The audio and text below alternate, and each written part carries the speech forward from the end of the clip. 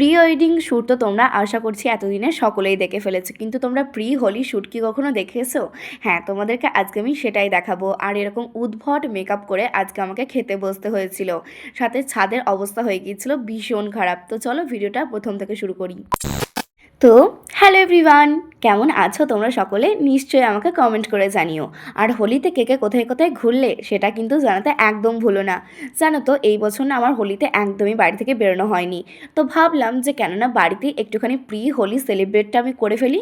কারণ আমি এই বছর খুব ভালো করেই জানতাম যে আমাকে এই বছর বাড়ি থেকে একদমই বেরোতে দেওয়া হবে না। যেহেতু এই বছর হোলির সময়ই চন্দ্রগ্রহণ পড়েছিল, তো সেই জন্য বাড়িতে সবাই বারণই করে দিয়েছিল যে এই বছর কোথাও বেরোনো যাবে না। আর হ্যাঁ, এটাকে প্লিজ একটুখানি ইগনোর করো, কারণ আমি এরকম মেকআপ করার সময় উদ্ভট উদ্ভট মুখ সবসময় করতেই থাকি। কারণ আমার কখন যে মাথায় পোকা নড়ে ওঠে সেটা আমি নিজেও বুঝতে পারি না।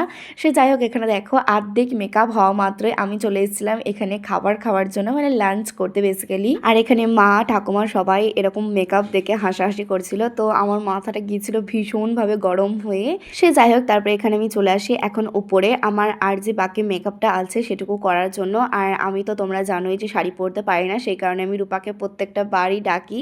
কোনো কোনো সময় আমার বেস্টিও এসে আমাকে শাড়ি টাড়ি পরিয়ে দিয়ে যায়। তো ওর শরীরটা একটুখানি বেশি খারাপ ছিল, তো যার জন্য ও আসতে পারেনি, তো রূপাকে ডেকেছিলাম। আর এখন মেকআপ টেকআপ সব কিছু কমপ্লিট। তো আমি এখানে এখন দেখো নিজে নিজেই রংটা মাখছি, কারণ এখানে আজ পর্যন্ত আমাকে সেই গাল ভর্তি করে রং মাখানোর মতো কোনো লোকই নেই। তো সেই জন্য কি করব, এখানে আমাকে একাই মাখতে হচ্ছে রংটা।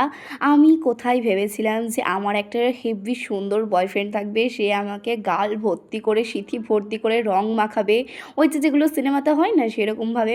কিন্তু ব্যাং কিচ্ছু হয় না সেগুলো। বয়ফ্রেন্ড তো দূরের কথা, এখানে আমি নিজে থেকেই নিজে নিজে রং মেখে নিজেকে দেখে ক্রাশ খেয়ে এরকম ভূতের মতো চেহারা বানিয়ে গোটা শাড়িতে রং মেখে এরকমভাবে বসে আছি। তো চলো টাটা।